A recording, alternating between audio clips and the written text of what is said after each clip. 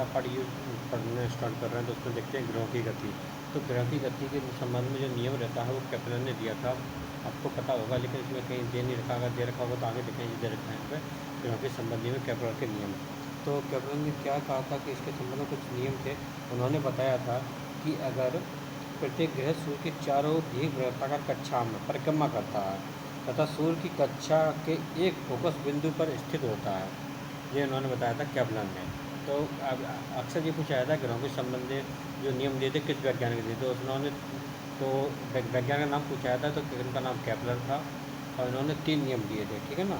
तो उसमें क्या क्या नियम थे देखो, ग्रहों की संबंधी देखो, और वैज्ञानिक का नाम भी दे रखा है, देखो मैंने बताया था वो पहला नियम, तो उसमें साफ इसको दे रखा है कौन से नियम? सभी ग्रह चारों ओर दीर्घवृत्ता का परिक्रमा करते थे, सूर्य की एक फोकस दूरी पर स्थित होती है, यही मैंने अभी बताया था। और दूसरा नियम क्या बताया था उन्होंने कि सूर्य के किसी ग्रह को मिलाने वाली रेखा समान समय अंतरालों के समान क्षेत्रफल पार स्वीप करती है। पार करती है मतलब क्या हुआ इसका, कि इसका मतलब क्या होगा, इसका मतलब कैसे कर सकते हैं,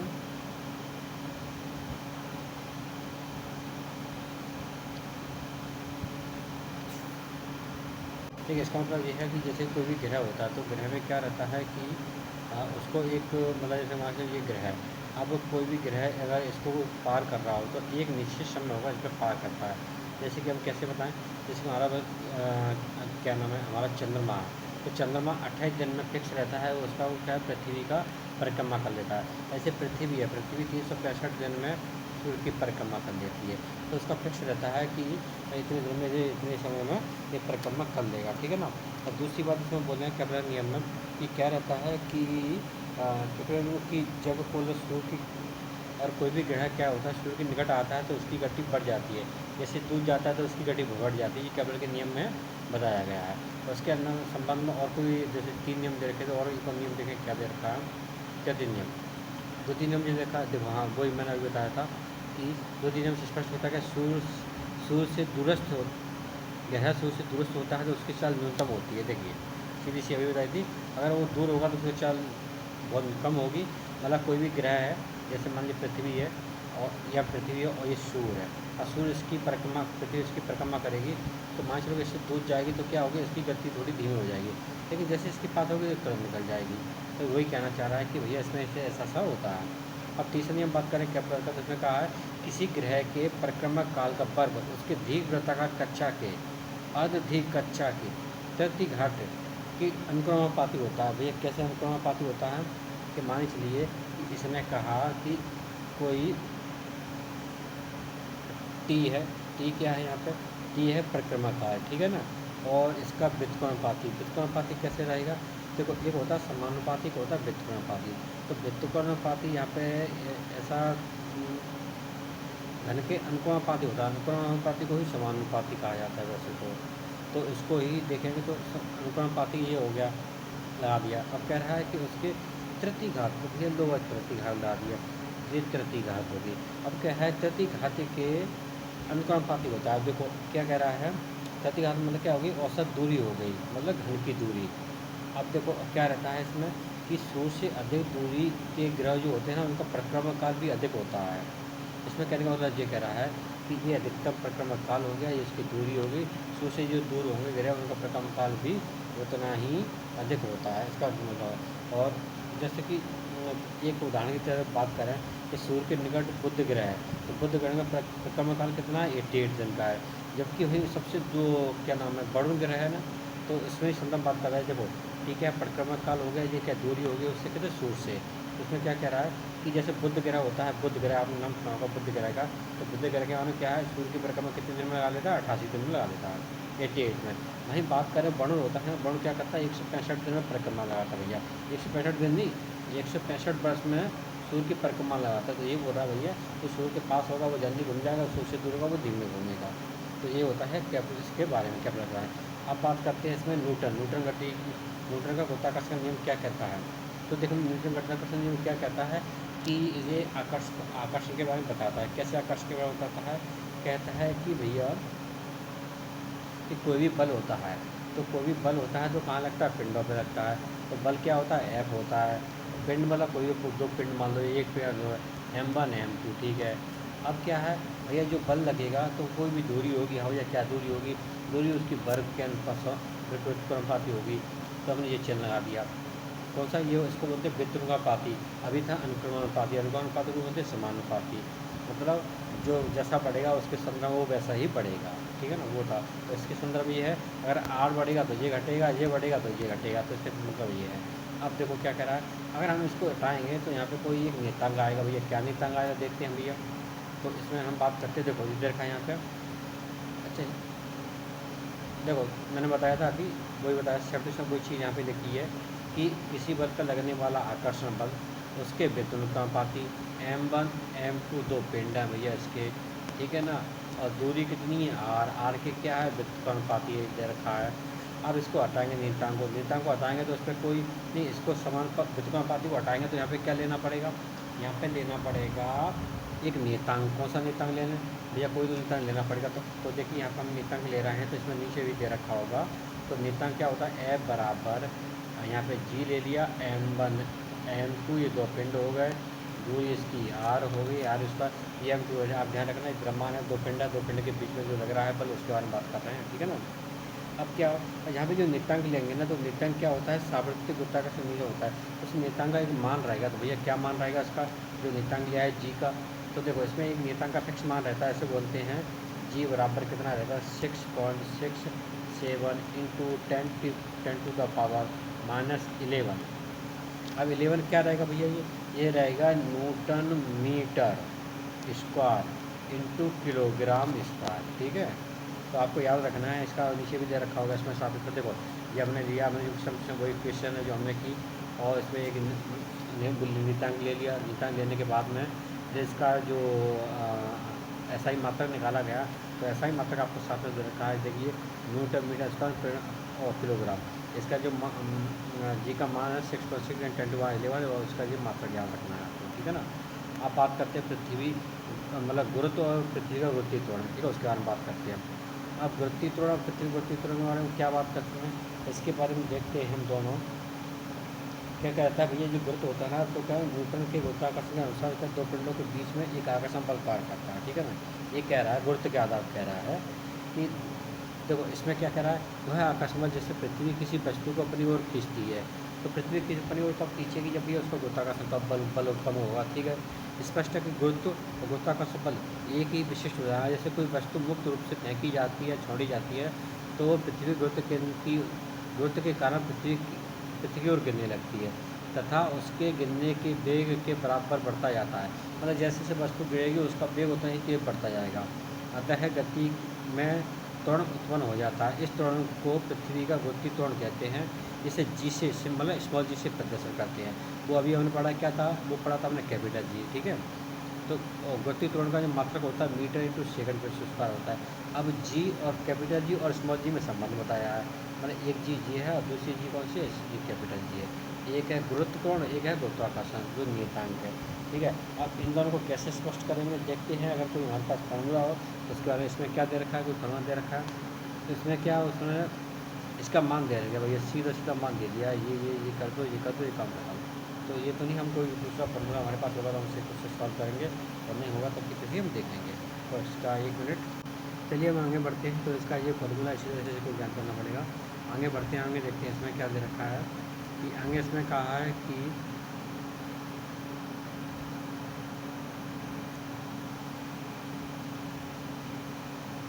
इसमें कह रहा है कि जी का मान वस्तु के द्रव्यमान पर निर्भर नहीं करता। यदि भिन्न द्रव्यमान की दो वस्तुएं मुक्त रूप से वायु की अनुपस्थिति में ऊंचाई से गिराई जाती है तो उनमें एक समान त्वरण होगा।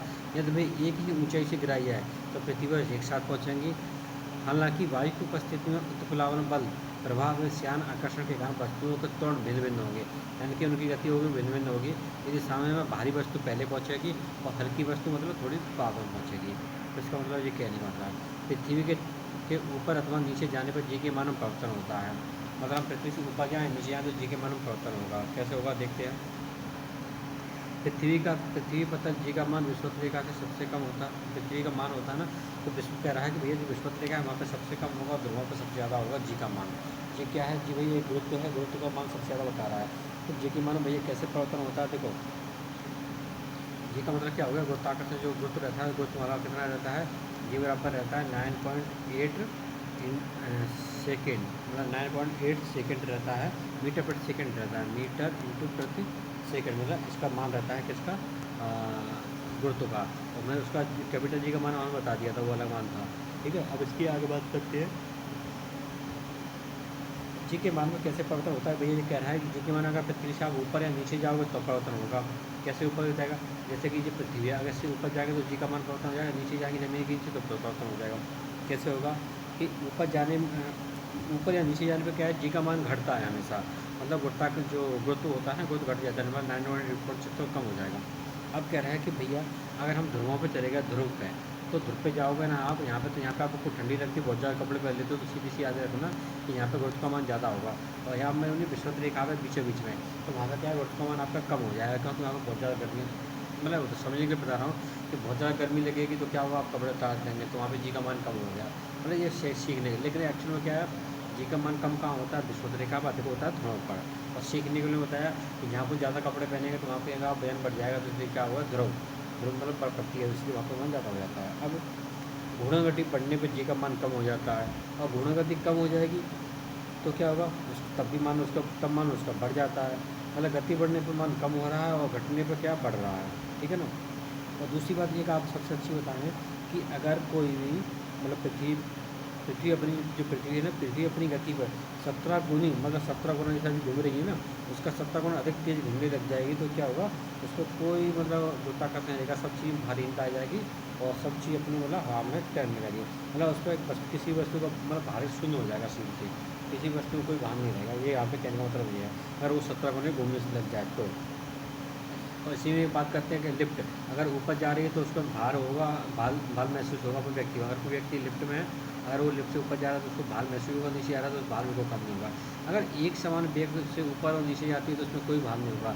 अगर उसकी डोरी टूट जाती है तो वो एकदम मुक्त पिंड की तरह कार्य करती है, और तो जिसका भार एकदम जीरो रहता है वो नीचे आके क्या होगी, एकदम फंस से टकरा जाएगी, ऊपर उछल जाएगी। मतलब गतित्व बिल्कुल क्या होगा, यहाँ पे गतित्व बहुत अधिक होता है, लेकिन वो फंस उठकर ऊपर छत से आके टकरा जाएगी, मतलब ऊपर से कोई डोरी टूट जाएगी उसकी तो, ठीक है ना।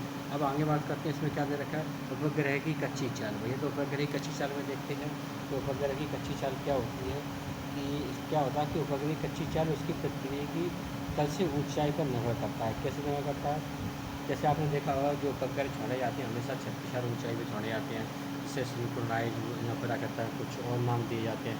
सैटेलाइट उन्हें आपने देखा होगा कि ये सैटेलाइट का अलग नाम होता है, कोई भूस्थायी उपग्रह होता है, मतलब जियो सैटेलाइट, और मतलब अलग अलग कक्षा होती हैं, जैसे कि एक होता है मतलब कौन सी कक्षा का नाम याद नहीं आ रहा, जियो, मियो और लियो, ये 3 कक्षा होती है, मतलब लो अर्थ ऑर्बिटल, मिडिल अर्थ ऑर्बिटल और जियो, मतलब याद नहीं आ रहा है। ऐसे कुछ कक्षों के नाम होते हैं जो सबसे ऊंचाई पे, जो नीचे लो अर्थ में छोड़ा जाता है, मिडिल में छोड़ा जाता है, सबसे ऊपर छोड़ा जाता है। ये 36,000 स्क्वायर फुट के ऊपर लगा, इसको आपने देखा होगा, इस तरह हमारे यहाँ पे अक्सर लॉन्च करता रहता है उपग्रह, ठीक है ना। उसके बारे में संदर्भ दे रखा है। अब बात करते हैं आगे, तो देखिए ये पृथ्वी के तौर द्वारा में देखा होगा कि किस प्रकार से छोड़े जाते हैं, मतलब उसके बारे में दे रखा है पूरा पूरा विवरण, और उसमें एक क्वेश्चन की जाती है। अब बात करते हैं हम सरल दोलक। सरल दोलक के बारे में क्या होता है कि आपने घड़ी देखी होगी जिसमें एक पेंडुलम लटका रहता है और वो घूमता रहता है इधर उधर, लेकिन हमें उससे पेंडुलम का मतलब नहीं, हमें देखते हैं कि भैया उसमें क्वेश्चन क्या बनते हैं, हमारा मतलब बस क्वेश्चन से। इसके अलावा किसी पेंडुलम से कोई मतलब नहीं है, क्या पेंडुलम घूमा क्या नहीं घूमा, तो हम क्वेश्चन के लिए आंसर देख रहे हैं। तो पेंडुलम की सरल गति के लिए तो इसमें एक सबसे अच्छा होता है कि इसकी आवृत्ति के बारे में पूछा जाता है, या फिर इसका आवर्तकाल पूछा जाता है। तो इसका आवर्तकाल जो होता है ना सरल दोलक में क्या रहता है कि कोई भी जो वस्तु वो होती है जहाँ पे, मतलब इसका आवर्तकाल होता है टी बराबर इंटू 2 पाई और अंडर रूट क्या होता है L/G, L/G। तो यहाँ पे G का मतलब होता है गुरुत्व, तो L का मतलब डोरी की लंबाई, मतलब लंबाई जितनी ज़्यादा होगा तो उसका G का उतना ही प्रभाव पड़ेगा। आपने देखा होगा कि सर्दियों में पेंडुलम की लंबाई मतलब गर्मी की वजह से छोटी हो जाती है,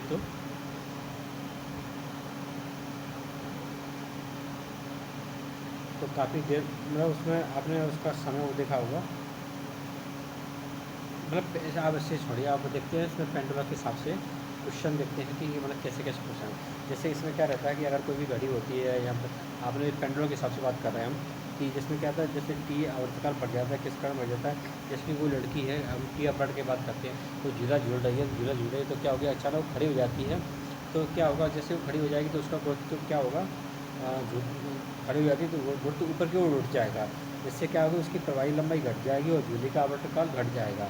तो झूला जल्दी जल्दी दोलन करने लगे। आपने देखा होगा झूले को भी झूले हो, मतलब आप झूले पर बैठे के झूले तो धीमे होता है, लेकिन जैसे आप खड़े हो जाएंगे तो क्या उसका त्वरण होता है ऊपर चला जाता है गति, तो उसके झूले की लंबाई बढ़ जाती है। ऐसे इसमें रहता है किसमें, पेंडुलम। पेंडुलम में क्या होता है, गर्मियों के समय कहीं लंबा हो जाता है, तो जिससे कि वो थोड़ा जल्दी जल्दी झूलने देता है। सर्दियों में क्या है, मतलब गर्मी की वजह से, और सर्दियों में क्या रहता है, वो वहीं को वहीं थोड़ी थोड़ी पास में जाएगा, फिर आ जाएगा, फिर जाएगा, फिर जाएगा। मतलब गर्मियों में क्या है, आवर्तकाल उसका अधिक हो जाता है, सर्दियों में थोड़ा कम रहता है। जिसके मानो ये इस पर मतलब डिपेंड रहता है। देखो और साथ इसमें दे रखा होगा, आगे देखते हैं। ये इसका सूत्र हो गया जो मैंने अभी बताया था, सेम्पल सूत्र हो गया ये वाला दो सूत्रों का स्पष्ट तरीके से। और इसमें वो भी दे रखा होगा जो मैंने बताया था। देखो कहकर जब किसी लोला को घड़ी के पार पर अथवा खान पर ले जाया जाता है, तो जी का मान घटने से आवर्तकाल बढ़ जाता है और घड़ी सुस्त हो जाती है, ठीक है ना। और आगे देखते हैं, आगे क्या दे रखा है इसमें, और कहीं दे रखा होगा कुछ, और देखते हैं। देखो यार, किसी लोलक का आवर्तकाल 2 सेकंड हो तो उस लोलक को, तो उस लोलक तो उसे सेकंड लोलक कहते हैं, ठीक है ना। अब ये क्वेश्चन आ गया, और इसमें कुछ और दे रखा है, देखते हैं इसमें। अच्छा, इसमें इतना ही दे रखा है लोलक के बारे में, और इसके अलावा और इसमें क्या समझते हैं शायद लोलक के बारे में। शायद लोलक के बारे में और भी कुछ चीज़ हो जो समझने वाली, तो हम देखते हैं कि अब देखिए इसमें ऐसे ही ये सूत्र बताया, तो उसी आधार पर हम बात करते हैं। अगर घड़ी का आवर्तकाल बढ़ जाता है तो क्या होता है, घड़ी सुस्त होती है, तो हमने देख लिया। और दूसरी बात, पृथ्वी और कोई इसी में कोई अच्छा सा इंपॉर्टेंट क्वेश्चन बनता है, मैं आपको बताता हूँ सर लोलक के बारे में। बाकी देखो झूले वाला पूछा जाता है, लड़की अगर झूला झूल रही है, अचानक खड़ी हुई तो क्या होगा, तो उसका जो टाइम बढ़ जाएगा, मतलब जो गोती के ऊपर बन जाएगा, उसका आवर्तकाल बढ़ जाएगा, है ना। और इसके अलावा देखो एक ग्रह की जो गति बताई थी, ग्रह की, और पूछा जाता है भाई ग्रहों की गति होती है कैसी होती है। तो ग्रहों की गति जो परिक्रमण काल करते हैं, उस प्रकार का काल करते हैं। ग्रहों के बारे में इसका कोई दे रखा है, कच्ची तोड़ वगैरह या फिर सैटेलाइट का परिभ्रमण काल दे रखा हो, तो कच्ची उसे बोलते कच्ची चाल होते ग्रहों के बारे में, ठीक है ना। और प्रत्येक ग्रह जो रहता है ना, उसका जो वो क्या घूमने का समय रहता है, परिक्रमा करता है, तो वो सीधी सी बात आपको बताते हैं कि उसमें हम आपको बताते हैं कि क्या रहता है कि जो आपने देखा होगा, जो आपके सैटेलाइट छोड़े जाते हैं, वो हमेशा सूर्य, आपने देखा होगा पृथ्वी के साथ साथ चलते रहते हैं। कैसे चलते रहते हैं, उसका जो आवर्तकाल होता है 24 घंटे का रहता है। आप जब भी यहाँ जाएंगे वो आपको ऐसा लगेगा वो आपके ऊपर ही चल रहा है, हाँ? और वो 36 ऊँचाई पर छोड़े जाते हैं, और पृथ्वी के निकट आकर के जो भी चक्कर ऊपर लगाते हैं, उनका जो आवर्तकाल परिक्रमण होता है 1 घंटा 24 मिनट होता है अक्सर। और दूसरी बात इसके अलावा, और इसमें क्या देख सकते हैं, और इसमें पलायन वेग की बात नहीं की गई, नहीं पलायन वेग बताते, लेकिन इसमें जब द्योतिक्रम बताया तो पलायन वेग बताना चाहिए। और इसमें पलायन वेग आपको बता देता हूँ फिर में। इसमें जो पलायन वेग रहता है उसका मान 11.2 किलोमीटर पर सेकंड रहता है। अगर इस गति से कोई वस्तु फेंकी जाती है तो हमारे जो पृथ्वी है वो पृथ्वी के गोद को पार करके आसमान से जाएगी, पृथ्वी पे कभी वापस नहीं आएगी। और इसके अलावा और इसमें क्या हो सकती है, हाँ, उपग्रहों की भारीहीनता। तो उपग्रहों की जो उपग्रह होते हैं ना, सैटेलाइट, उनकी भारीहीनता उसमें कब होगी। उसमें क्या रहता है कि टेम्परेचर रहती है, उसको बता दें सीरीज क्या रहता है कि किसी वस्तु के भार का अनुभव उस वस्तु के संपर्क तल की प्रतिक्रिया के कारण होता है। कैसे, यदि हम ज़मीन पर खड़े हैं तो हम अपने भार का अनुभव अपने पैर पर पृथ्वी की प्रतिक्रिया के कारण करते हैं। यदि हम किसी प्रतिक्रिया शून्य हो जाए तो हम अपना भार शून्य प्रतीत होगा, यही भारीहीनता अवस्था कहलाती है। और उपग्रह इसी सिद्धांत पर कार्य करते हैं। उपग्रह के अंदर प्रत्येक वस्तु भारीहीनता की स्थिति में होती है, क्योंकि उपग्रह की सतह द्वारा यात्री पर लगाई गई प्रतिक्रिया शून्य होती है। अंतरिक्ष में गुरुत्व का अभाव होने के कारण अंतरिक्ष यात्री निर्वात में सीधे खड़े नहीं हो सकते। आपने देखा होगा, अक्सर फिल्में देखी होंगी, आपने ग्रेविटी फिल्म देखी होगी, आपने उसमें यात्री हमेशा तैरते हुए देखे होंगे। अंतरिक्ष द्वारा जल के गिलास को टेढ़ा करके नहीं पिया जा सकता, क्योंकि ऐसा करने से ही गिलास का बूंदों के रूप में अंतरिक्ष में तैरने लगेगा। अंतरिक्ष यात्रियों का भोजन एक ट्यूब में पेस्ट की भांति भर दिया जाता है। ट्यूब से सीधे मुंह में दबाकर भोजन ग्रहण कर लिया जाता है। उसमें अगर हम खाएंगे, जैसे सब्जी रोटी खाते हैं, उसको खाएंगे तो फटाक से वो हवा उड़ने लगेगा, तो हम नहीं खा पाएंगे, ठीक है ना। अब जो उपग्रह रहते हैं ना, उनका परिक्रमण काल रहता है उनके द्रव्यमान पर निर्भर करता है, इतना भी याद रखना है। और इसके अलावा क्या क्या है उसमें हम देख सकते हैं। और इसमें इतना ही है।